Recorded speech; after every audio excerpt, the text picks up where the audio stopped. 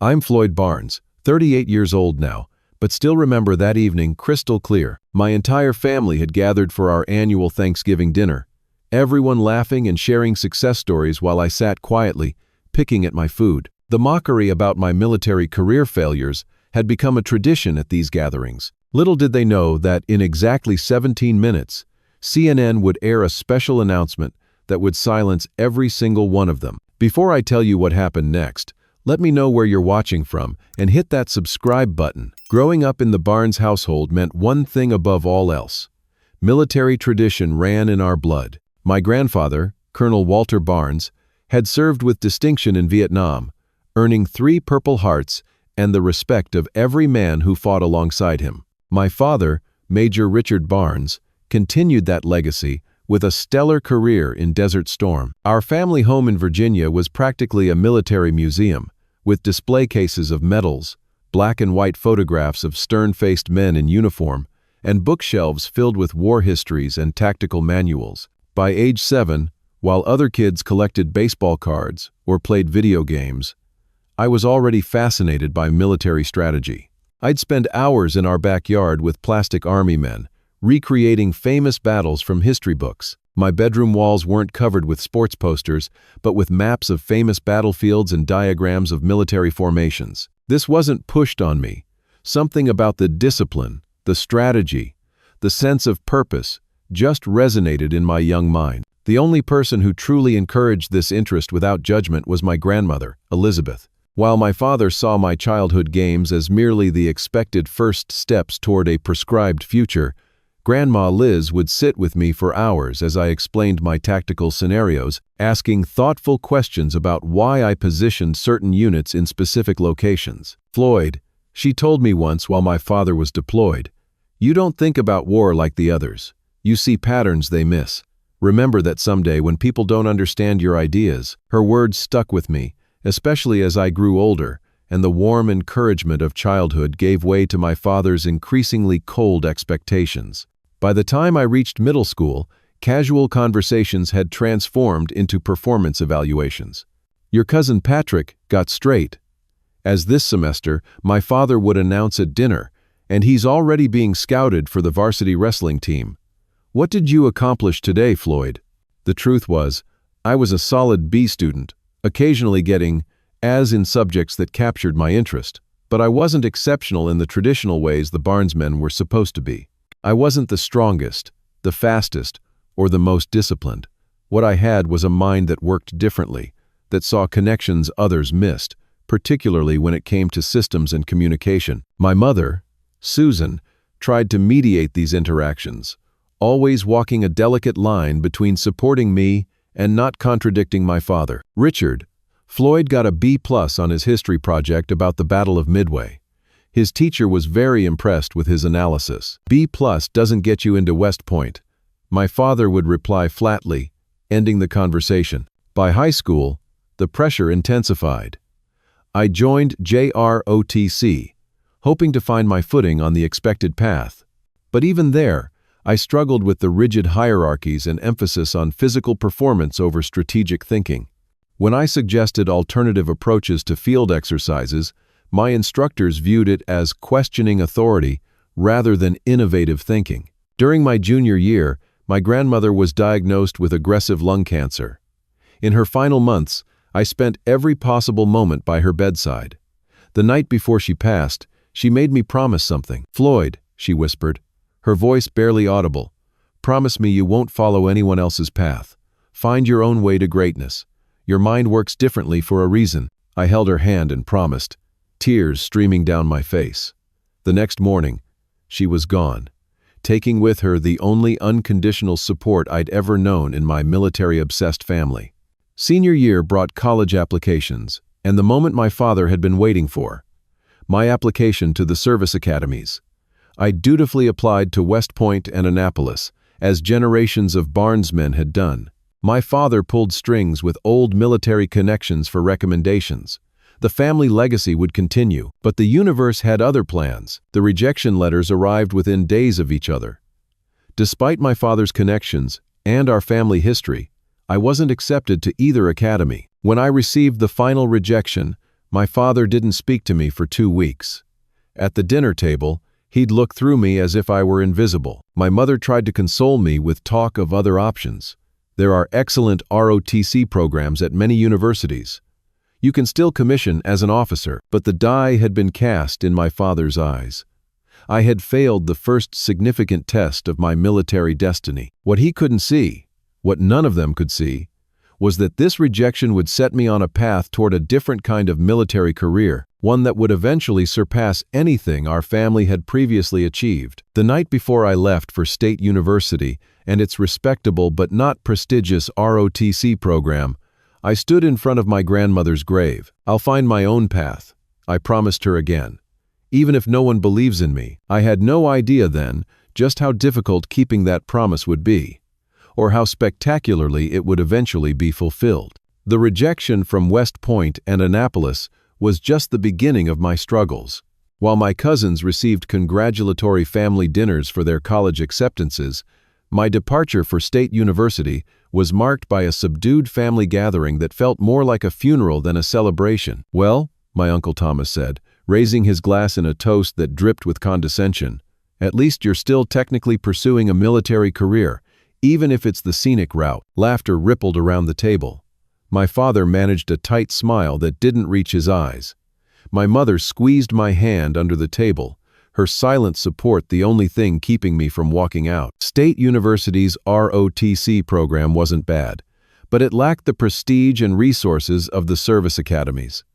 From day one, I felt like I was trying to build a career with one hand tied behind my back. The other cadets came from regular backgrounds, not military dynasties, so they didn't understand the weight I carried. My first semester performance reviews were mediocre. The physical requirements came harder to me than most, and while my tactical knowledge was solid, my instructors noted my tendency to question established protocols as a concern. When I returned home for Thanksgiving that year, the mockery began in earnest. "So how's military light treating you?" my cousin Marcus asked, his West Point ring flashing as he reached for the mashed potatoes. "Let the boy eat in peace," my grandfather interjected, but even his defense carried the sting of disappointment. "I'm doing fine," I replied, the lie bitter on my tongue. The truth was, I was struggling to find my place. The traditional path seemed closed to me, and I hadn't yet discovered an alternative. But that changed in my sophomore year when I enrolled in Advanced Military Communication Systems with Professor William Jackson. Unlike my other instructors, Professor Jackson was a former communications specialist who had served in intelligence rather than combat roles. From the first day of class, he approached military strategy from a different angle. "The army that communicates most effectively wins," he told us. Period. All the bravery and firepower in the world mean nothing if you can't coordinate your forces. Something clicked for me in that classroom. For the first time, I saw a military path that valued the way my mind worked. I stayed after class, asking question after question until Professor Jackson finally laughed. "Barnes, you've got a mind for systems thinking. Have you considered specializing in communications and intelligence?" That conversation changed everything. I threw myself into learning everything I could about military communication systems. For my junior year project, I began developing a concept for a new battlefield communication network that could function even when traditional infrastructure was compromised. Professor Jackson encouraged me, providing resources and guidance as I refined my ideas. "This has potential, Floyd. Real potential." But when I presented my thesis to the full department committee, including several traditional combat veterans, the reception was ice cold. "Completely unrealistic," Colonel Watson said, tossing my paper aside. "The technological requirements alone make this pure fantasy. C+, and that's being generous." I was devastated. When I called home that night and explained what happened, my father's disappointment was palpable, even through the phone. "Maybe it's time to accept that you're not cut out for innovation, son. There's no shame in simply serving honorably in a standard capacity." That summer, when the entire extended Barnes clan gathered for our annual 4th of July celebration, my failed thesis became the newest addition to the family's collection of Floyd's disappointments. "Tell everyone about your science fiction project," my Uncle Thomas urged after several beers, to the amusement of everyone gathered on the deck. I tried to explain the actual communication principles involved, but my words were drowned out by my cousin Marcus's interruption. While Floyd's been playing with radios, I've been selected for advanced combat training. Only 10 cadets chosen from my class. The conversation immediately shifted to Marcus's accomplishment, leaving me standing awkwardly, my explanation unfinished. My father clapped Marcus on the shoulder with naked pride, a gesture I couldn't remember him ever directing toward me. That night, I sat alone on the porch steps long after everyone had gone to bed. The fireflies blinked in the darkness, nature's own communication network, and I thought about my grandmother's words. Find your own path to greatness. Your mind works differently for a reason. Despite the setbacks, I graduated with my commission as a second lieutenant, albeit without distinction or special recognition. At the graduation ceremony, my father shook my hand formally. "You made it," he said, which was the closest thing to pride he'd expressed in years. My first posting was nothing glamorous, a communications support role at Fort Belvoir, Virginia. When my assignment came through, my father's mouth tightened. "Support role," he repeated, the words sounding like a diagnosis of terminal illness. What no one realized, what no one could have predicted, was that this disappointing assignment would put me exactly where I needed to be to develop the ideas that had been dismissed in college. Sometimes failure is just success in disguise, but it would be years before my family would recognize that truth. Fort Belvoir wasn't exactly the front lines of military glory, but it gave me something far more valuable: access to the actual communication systems used by our armed forces. While my classmates from West Point were getting the leadership positions and combat experience that would look good on their records, I was quietly learning how military information actually flowed, where the bottlenecks were, and, most importantly, what happened when systems failed. My official role was mundane, monitoring communication networks and troubleshooting when issues arose. But I used every minute of downtime to refine the concepts from my rejected thesis. With actual systems in front of me, I could see exactly why my professors had called my ideas unrealistic and what needed to change to make them viable. 6 months into my assignment, I was working late one night when I met Sarah Winters, a civilian software engineer contracted to update some of our systems. She found me sketching diagrams on a whiteboard in an empty conference room. "That's not standard protocol," she said, looking at my design with genuine interest rather than dismissal. "No, it's not," I admitted, waiting for the usual criticism. Instead, she moved closer to the whiteboard, studying the details. "You're creating redundancies that could bypass centralized failure points." She pointed to a section of my diagram. "But you'd need dynamic routing algorithms here and here." For the next 2 hours, we talked technical specifications and possibilities.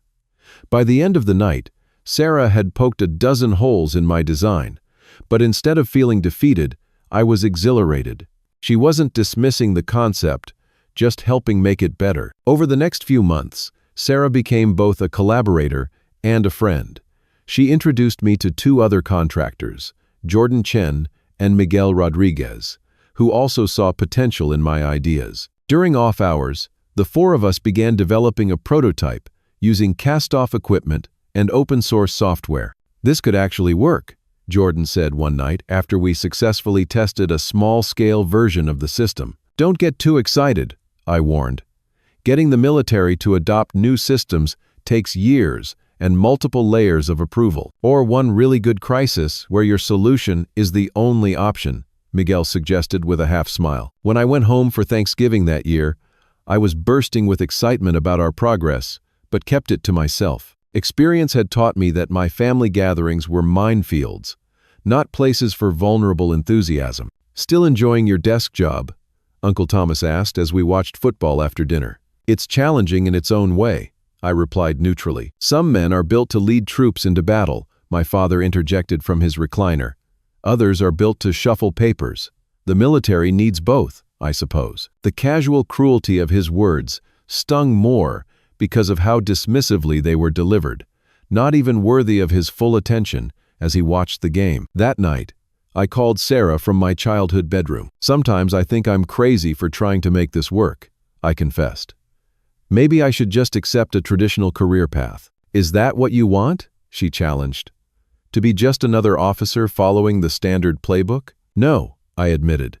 I want to create something that changes how we operate, that saves lives. Then stop seeking validation from people who can't see what you see, she said firmly. Your family's approval isn't required for your success. Back at Fort Belvoir, our small team continued development while I performed my regular duties.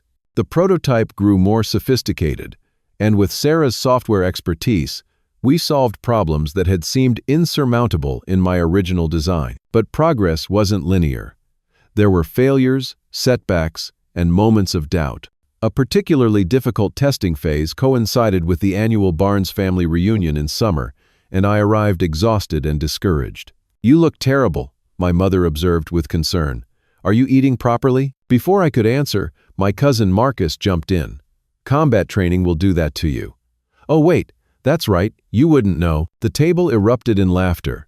I forced a smile, playing along as always, while inside I fought waves of depression and self-doubt. What if everyone was right? What if I was wasting my time on a system that would never see the light of day? That night, unable to sleep, I wandered to the kitchen for water and found my grandfather sitting alone. "Can't sleep either?" he asked, gesturing to the chair across from him. I sat down, expecting more subtle disappointment, but instead, he studied me thoughtfully. "You know, Floyd, I've been thinking about your communications work. In my day, we had radio operators who saved more lives than any frontline soldier.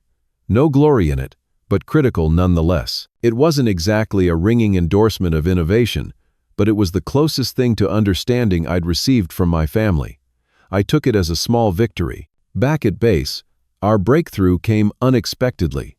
A training exercise simulating communication breakdown during a coordinated attack gave us the chance to test our system in a semi-official capacity. The regular systems were deliberately taken offline as part of the exercise, but our backup network remained functional, allowing commanders to maintain control of the situation. Major Wilson, observing the exercise, pulled me aside afterward. "That wasn't standard protocol, Lieutenant Barnes. Want to explain what I just witnessed?"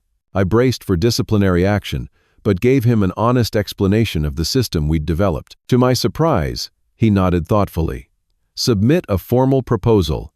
This deserves official development resources." For the first time, I saw a path forward for my ideas within the military structure, but bureaucracy moved slowly, and approval processes dragged on for months. Meanwhile, Sarah and I grew closer, our professional collaboration evolving into something more personal, though neither of us was ready to define it. By the time Christmas arrived, my proposal was still lost in administrative limbo, giving my family fresh ammunition. Another year at the same rank, my Uncle Thomas noted during Christmas dinner. Marcus made first lieutenant within 18 months. I wanted to explain that I was working on something potentially revolutionary, that rank advancement wasn't my primary focus. But experience had taught me that such explanations fell on deaf ears.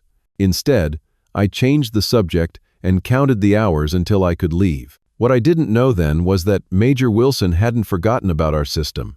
Behind the scenes, he had been advocating for it through channels I didn't even know existed.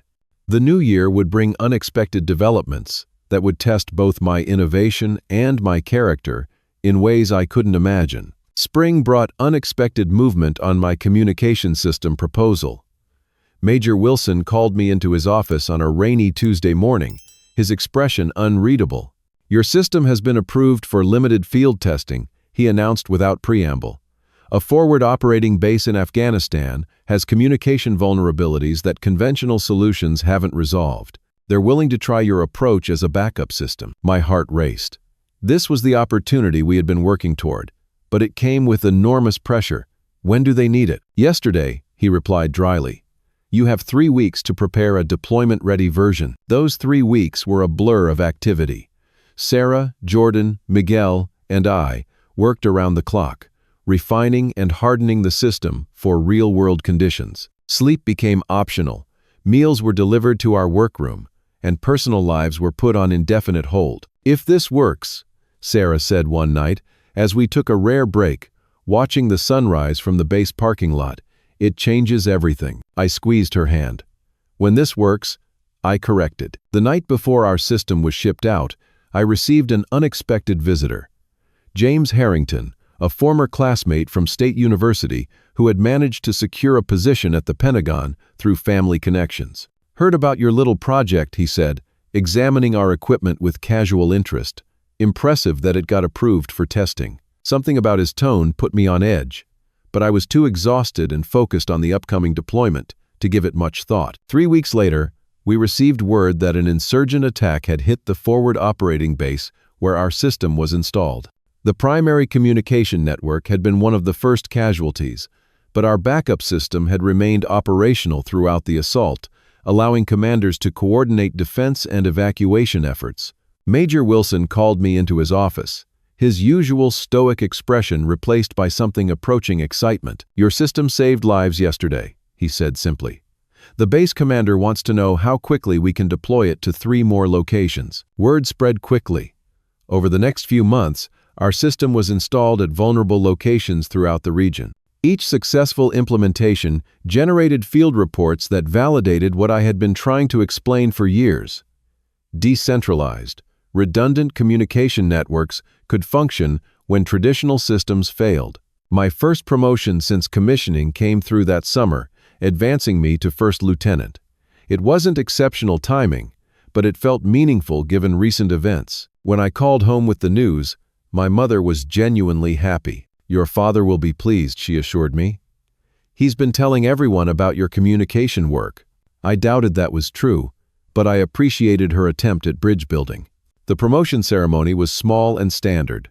My father attended, standing stiffly in his old uniform. "Congratulations, son," he said, shaking my hand formally afterward. No embrace, no expression of pride, just acknowledgement of a box check. "Thank you for coming," I replied, equally formal. We had become like diplomats from hostile nations, maintaining the appearance of relations without genuine connection. As my system gained traction in the field, Major Wilson became an increasingly vocal advocate.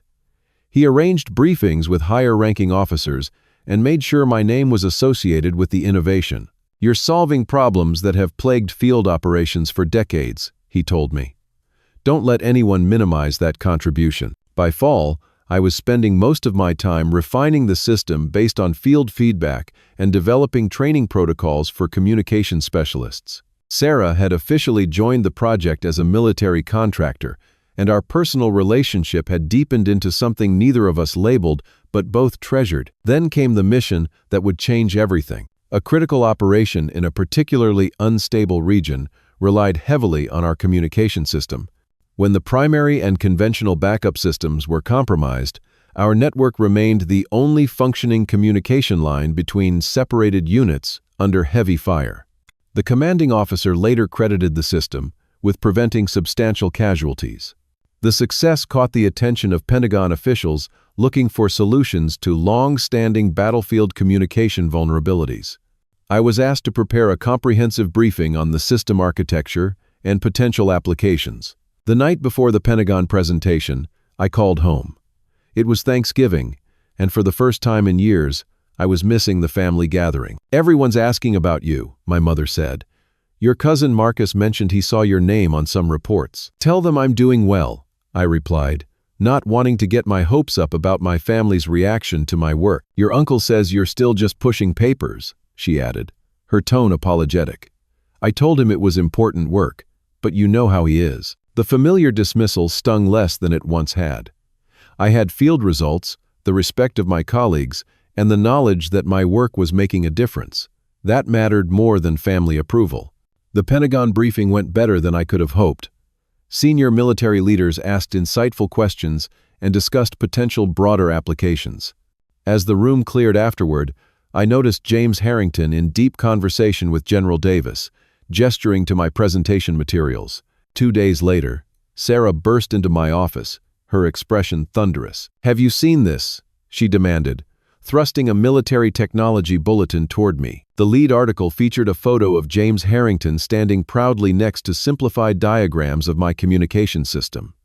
The headline read, "Pentagon Advisor Develops Revolutionary Field Communication Solution." The article credited James as the primary architect of the system, with a brief mention of additional development support from Lieutenant Barnes and engineering team. My years of work, my original concept, reduced to an afterthought. "He stole your work," Sarah said, her voice tight with anger.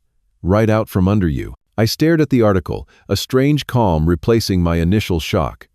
"He stole the credit, not the work," I finally said. "The system still functions exactly as we designed it." "You're not going to fight this?" she asked incredulously. It was a turning point, a moment of decision that would define my approach to my career and life. I could engage in a political battle for recognition, potentially undermining the system's implementation in the process.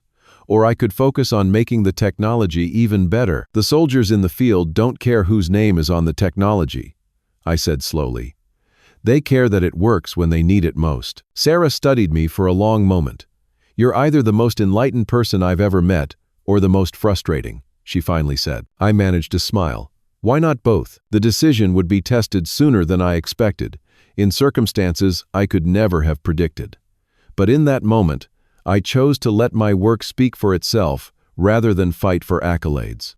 It was a choice that would ultimately lead to greater recognition than I could have imagined. The stolen credit stung, but I channeled my frustration into improving the communication system rather than fighting bureaucratic battles. Sarah remained furious on my behalf, but reluctantly respected my decision to focus on the work itself. "Your system, your call," she conceded. "But James Harrington shouldn't get away with this." "He won't," I assured her. "Not in the long run. The people who matter know the truth." Major Wilson certainly did. When he saw the bulletin, he stormed into my office, waving it like evidence at a trial. "This is unacceptable, Barnes. We need to set the record straight. With all due respect, sir, a correction in the next bulletin won't help deploy the system where it's needed. I'd rather focus on improvements than politics." He studied me for a long moment. "That's either remarkable maturity or remarkable naivety." "I've been called worse," I replied with a half-smile. Over the next few weeks, I watched from a distance as James basked in recognition for his innovation. He gave interviews to military publications and was included in briefings I wasn't invited to attend. It was a masterclass in credit appropriation, and if I hadn't been the victim, I might have admired the strategy. Then came the situation that would define my career. Late one night, Major Wilson called me at home, his voice tense. "Barnes, we have a situation. A critical forward operating base is under siege. Primary communications are down, and they need someone familiar with your system to implement emergency protocols. I can talk their communications officer through it remotely," I offered, already reaching for my laptop. "Not possible. The system was damaged in the initial attack. It needs physical reconfiguration. We need someone on site." The implications sank in slowly. On site? In an active combat zone? Volunteer only. High risk. But without comms, they're effectively blind and could be overrun within days. I thought of my father, my grandfather, generations of Barnes men who had faced combat without hesitation. I had always been the family disappointment, the one who worked behind the scenes rather than on the front lines. Now those separate worlds were colliding. "I'll go," I heard myself say. "When do we leave?" 6 hours later, I was on a military transport plane bound for Afghanistan, equipped with repair components and a security detail that made no secret of their concern about babysitting a communications officer in a combat situation. "Ever been in a hot zone, Lieutenant?" The team leader, Sergeant Adams, asked skeptically. "No, but I built the system we're going to fix," I replied, trying to project confidence I didn't feel. "I know what needs to be done." The insertion was via helicopter under cover of darkness.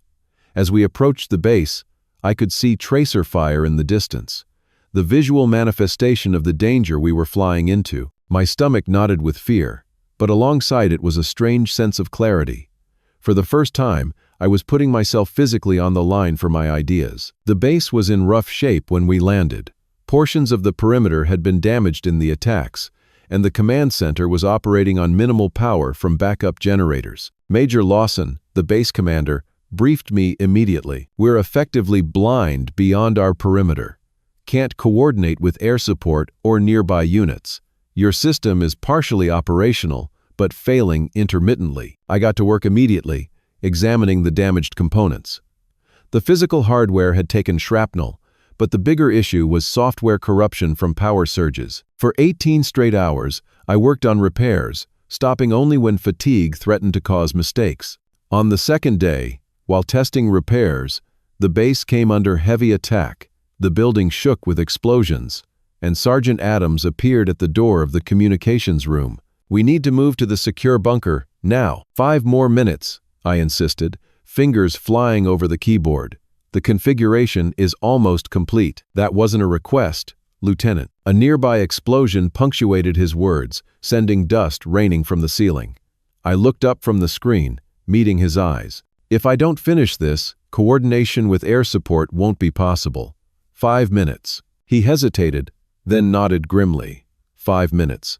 Then I'm dragging you out personally." I turned back to the system, adrenaline sharpening my focus. In the background, I could hear orders being shouted, the sound of return fire, the controlled chaos of combat. My hands should have been shaking, but they moved with precise certainty over the equipment. 4 minutes and 27 seconds later, the system came fully online. Communication channels opened across the board, allowing immediate coordination with air support and nearby units. "It's working!" I shouted to Sergeant Adams, who was counting down the seconds by the door. He didn't wait for elaboration, physically pulling me away from the equipment and toward the bunker. We made it just as another barrage hit dangerously close to the command center. From the relative safety of the bunker, I watched as Major Lawson coordinated a defensive strategy using the restored communication network. Within hours, air support had pushed back the attacking forces, and reinforcements from a nearby base had secured the perimeter. As the immediate crisis subsided, I should have felt relief. Instead, reviewing the system performance data, I noticed vulnerability patterns that hadn't been apparent in controlled testing. The field conditions had revealed weaknesses that could be addressed with a modified protocol, but implementing it would require overriding current operational parameters, something strictly against procedure without proper authorization. I brought my findings to Major Lawson. "Sir, I've identified a critical vulnerability that could be exploited if they attack again. I can fix it, but it requires deviating from established protocols." He studied me, then the data. "What's the risk? If it works, significantly improved performance under attack conditions. If it fails, potential system instability for approximately 30 minutes while I restore original parameters." He didn't hesitate. "Do it." The modification was completed just before dawn. 3 hours later, when the attacking forces regrouped for another assault, they encountered a defense so coordinated, so responsive, that they were repelled with minimal damage to the base. When the all-clear finally came, I collapsed into an exhausted sleep on a cot in the corner of the command center. I woke to find Major Lawson standing over me. "Joint Chiefs are on the secure line," he said without preamble. "They want to speak with you directly." Still groggy, I took the call, expecting questions about the system modifications. Instead, I received personal thanks from the chairman of the Joint Chiefs of Staff, followed by something that seemed surreal. "Your actions demonstrated exceptional technical expertise under fire and directly saved American lives," he said formally. "Major Lawson has recommended you for the Bronze Star, and I concur. Additionally, I'm authorizing a field promotion to captain, effective immediately." I stammered thanks, too shocked to form coherent sentences. "There's more," he continued. "We're expanding implementation of your communication system to all forward operating bases in the region. Your presence is requested at Central Command as soon as transport can be arranged." When I hung up, Major Lawson was grinning. Not bad for a communications specialist. The next week passed in a blur. I was transported back to base, debriefed extensively, and received my captain's bars in a field ceremony. Throughout it all, I kept thinking about my family, wondering what they would make of these developments. I had entered a combat zone as a paper-pushing lieutenant with a stolen idea and emerged as a decorated captain with official recognition. The path had been nothing like the traditional Barnes military career, but it had led to a kind of validation I never expected. The final surprise came 3 days after my return, as I was preparing reports for Central Command. My phone rang, displaying a number I didn't recognize. "Captain Barnes speaking," I answered formally. "Captain Barnes, please hold for the President of the United States." I thought it was a prank until I heard the distinctive voice of the Commander-in-Chief. The brief conversation was surreal, with the President personally thanking me for my innovation and service. As I hung up, still in shock, Sarah burst into my office, her face alight with excitement. "Floyd, have you heard what's happening?" I gestured to the phone, still dazed. "The President just called me. I thought someone was pulling a prank." She shook her head, laughing. "No prank.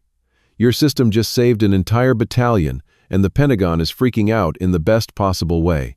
This is just the beginning." She was right, though neither of us could have predicted just how high the trajectory would go.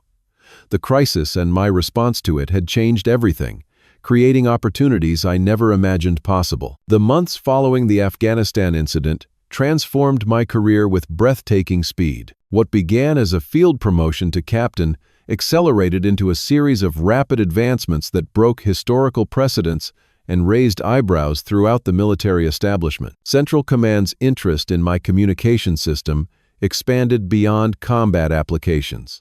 They assigned me to lead a classified project, examining how the technology could revolutionize all aspects of military operations, from logistics to intelligence gathering. My team grew from our original 4 to a division of 50 specialists, with Sarah serving as chief technical advisor. "This is crazy," I confessed to her one night as we worked late. 2 years ago, I couldn't get anyone to take my thesis seriously. She smiled, squeezing my hand. "The military is actually pretty simple. Results trump everything else, eventually." The results continued to speak volumes.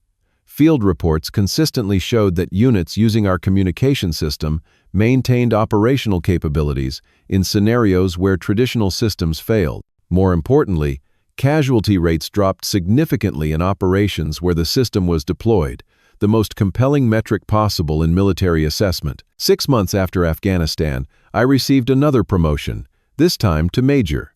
The ceremony was larger, attended by several generals and Pentagon officials. My father attended, his expression unreadable as he watched me receive the oak leaves that had taken him 15 years to earn. I had done it in less than 5. "Congratulations," he said afterward, his handshake firmer than usual. Not warm, not effusive, but no longer cold either. As the system's implementation expanded, media outlets began reporting on the revolutionary communication technology transforming battlefield operations. Most stories referenced unnamed military sources and strategic innovations, respecting the classified nature of the technology. But within military circles, my name had become synonymous with the system. James Harrington's attempted credit theft faded into irrelevance, as the true development history became widely known among senior leadership. He was quietly reassigned to a position far removed from technology development, a fact I learned from Major Wilson, now Colonel Wilson, and still one of my strongest advocates. "Turns out stealing credit only works when the principal developer doesn't save an entire base single-handedly," he remarked dryly. By the 1-year anniversary of the Afghanistan mission, I had been assigned to the Pentagon, working directly with the Joint Chiefs on technology integration strategies. The position came with another promotion to Lieutenant Colonel, a rank my father had retired at after decades of service. Sarah and I had navigated the complexities of personal relationships within professional settings and emerged stronger. On a rare weekend off, during a hike in the Virginia mountains, I proposed. Her yes was immediate and certain. "Just so you know," she said as I slipped the ring on her finger, "I'm marrying you for your communication skills." The wedding was small, with my family attending but still maintaining a certain emotional distance. My mother made more effort, embracing Sarah warmly and expressing genuine happiness for us. My father congratulated us formally, as if completing a required protocol. Our honeymoon was cut short by urgent summons back to Washington. A new international military coalition was forming to address emerging threats, and my communication system had been identified as the backbone for their joint operations. I was appointed as the American liaison to the coalition's technology integration team. The international exposure brought new challenges and opportunities.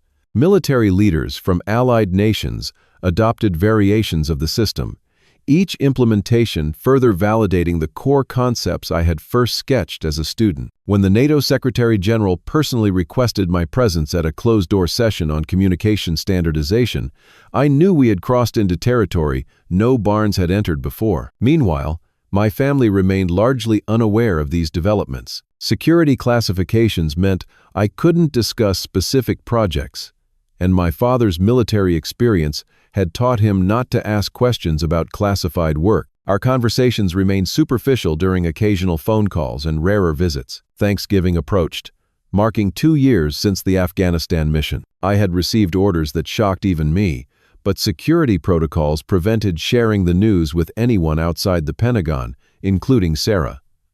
Only after official announcements would the information become public. The night before Thanksgiving, as Sarah and I drove to my parents' home in Virginia, she noticed my unusual tension. "You've been quiet for days," she observed. "Is something wrong with the new implementation?" "Everything's fine with the system," I assured her. "Just thinking about family dynamics tomorrow." She squeezed my knee. "Whatever your father says or doesn't say, remember what you've accomplished." I nodded, knowing she assumed my tension stemmed from family disapproval. The truth was far more complex. For the first time in my life, I was bringing news that even my father couldn't dismiss, but I couldn't reveal it until the official announcement. We arrived late, finding most of the extended family already gathered. Uncle Thomas greeted us with his usual backhanded comments. "If it isn't the communications whiz, still keeping those phones working for the real soldiers?" I forced a smile, exchanging glances with Sarah. If only they knew. My mother embraced us warmly, while my father offered a cordial handshake. Cousin Marcus, now a decorated major himself, made pointed references to his recent combat deployment. The familiar pattern of subtle digs and minimized accomplishments played out as we moved to the dining room. What no one in my family knew, what I couldn't yet tell them, was that earlier that day, I had accepted a nomination that would change military history. The President had personally called to inform me of the Joint Chiefs' unanimous recommendation, unprecedented in its departure from traditional advancement timelines. As we sat down to dinner, I noticed my father had turned on the television in the adjacent family room, tuned to CNN for background news, as was his custom during holiday gatherings. The timing couldn't have been scripted better if I had planned it.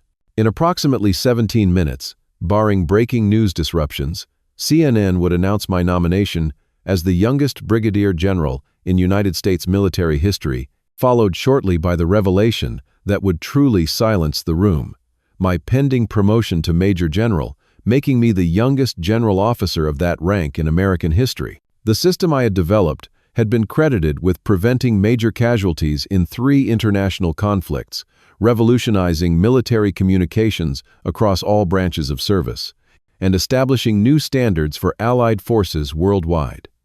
The unprecedented double promotion reflected the military's assessment of the system's impact and my continued innovation. As my family passed dishes around the table, unaware of the announcement about to break, I caught Sarah's eye. She knew something significant was coming. Even if she didn't know the details, her slight smile gave me strength as I prepared for the moment when everything would change. The familiar rhythm of Thanksgiving dinner unfolded around me, a symphony of clinking silverware, overlapping conversations, and subtle competitive jabs. Uncle Thomas was holding court at one end of the table, regaling everyone with stories of his business successes, while Cousin Marcus detailed his recent promotion at the other end. The colonel specifically mentioned my tactical innovations during the ceremony, Marcus announced, making sure I could hear. Said, "I'm on the fast track for lieutenant colonel within 2 years." My father nodded approvingly. The Barnes tradition continues. I focused on my plate, sharing occasional glances with Sarah, who squeezed my hand under the table. The television in the family room provided white noise in the background, the news anchor's voice a low murmur beneath family conversation. "What about you, Floyd?" Uncle Thomas asked, his tone suggesting he was setting up another opportunity for mockery. "Still playing with your radio set?" Before I could answer, the volume on the television suddenly increased, a breaking news alert cutting through our conversation. My father had programmed his television to automatically raise the volume for important announcements, a habit from his military days. We interrupt our regular coverage for a significant announcement from the Pentagon. The CNN anchor stated, her tone professionally serious. In an unprecedented move, the Department of Defense has confirmed the nomination of the youngest Major General in United States military history. The room didn't immediately quiet, as military announcements were common background noise in our family gatherings. But my heart began racing, knowing what was coming. Captain Floyd Barnes, who revolutionized military communication systems, has been nominated for promotion to Brigadier General with immediate follow-on to Major General, pending Senate confirmation. The anchor continued, but her words were drowned out by the sudden, complete silence that fell over our dining room. Every head turned toward the television, then swiveled in unison to stare at me. "Floyd?"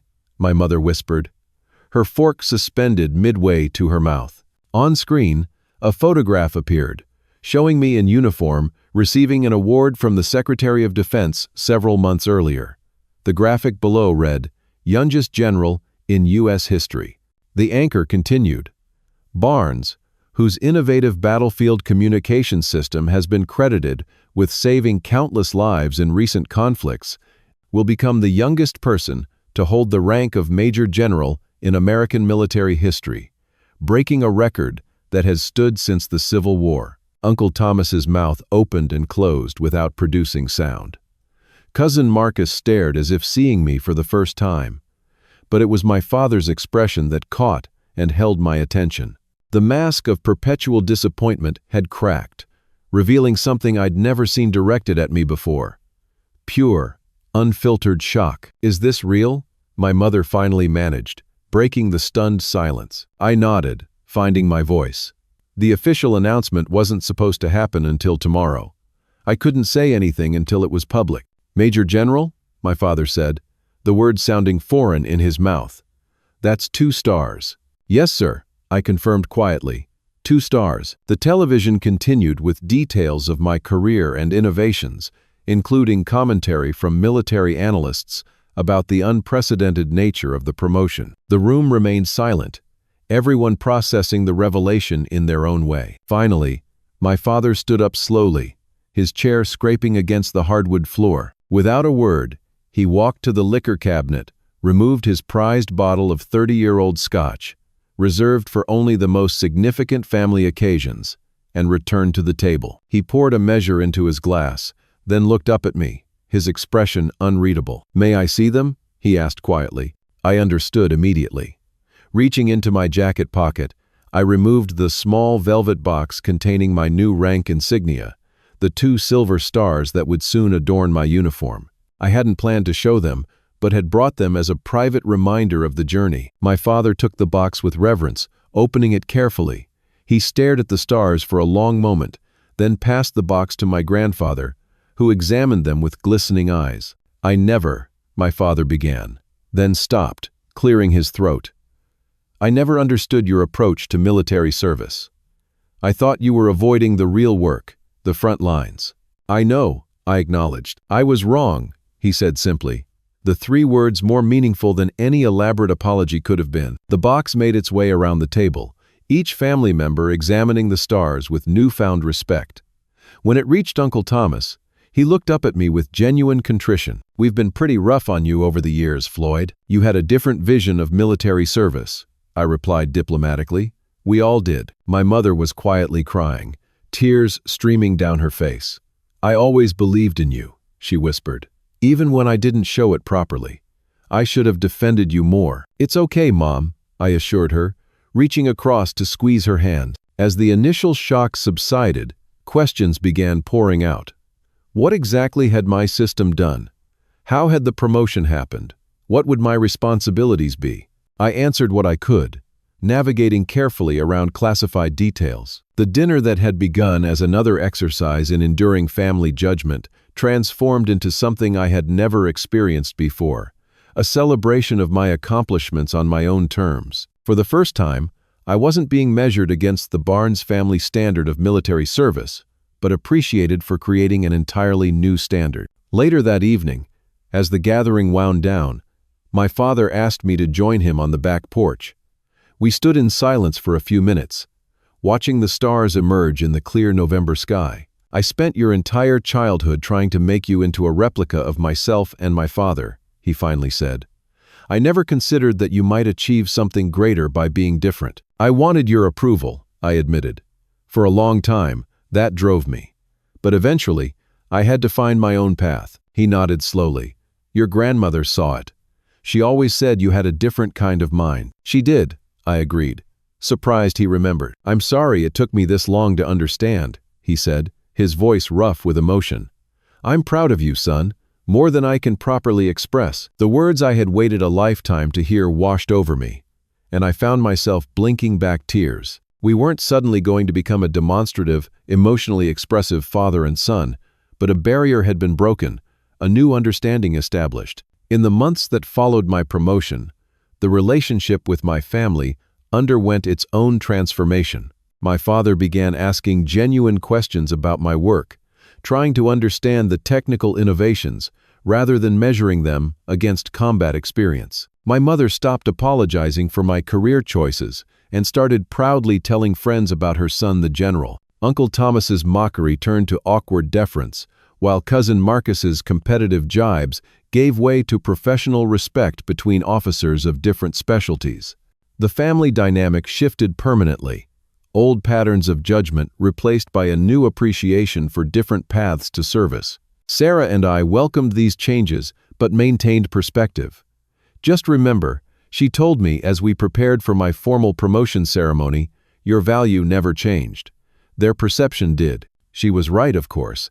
The stars on my uniform represented external validation, but the true measure of my work remained the lives saved and missions accomplished through innovation. As I rose through subsequent ranks and responsibilities, I made a point of identifying and mentoring junior officers who thought differently, whose ideas challenged conventional military approaches. I remembered how it felt to have my thinking dismissed and worked to create space for innovation within tradition. The communication system continued to evolve, incorporating new technologies and applications beyond anything I had initially envisioned. But the core principle remained the same: connection and clarity when it mattered most, ensuring that no soldier was ever truly alone in the field. Looking back now, years later, I realized that my grandmother's advice to find my own path to greatness contained wisdom beyond what either of us understood at the time. True impact rarely comes from following established routes perfectly, but from having the courage to forge new ones when necessary. The lessons were simple but profound. Validation must come from within before it can come from others. Innovation often looks like failure until it suddenly doesn't. And sometimes, the greatest service comes not from following tradition but from transforming it. I often think about that Thanksgiving dinner when the CNN announcement changed everything. The moment mattered not because it silenced the critics, but because it marked the beginning of genuine understanding between different perspectives, different generations, different ways of serving the same ideals. Have you ever had your abilities underestimated by those closest to you? Has your unique way of thinking ever been dismissed as failure rather than recognized as innovation? Share your experience in the comments below. I read every response and would love to hear how you navigated your own path to success against others' expectations. And if this story resonated with you, please like, subscribe, and share it with someone who might need to hear that different doesn't mean wrong. It might just mean ahead of your time. Thank you for listening to my journey, and remember, true greatness often comes from the courage to be misunderstood.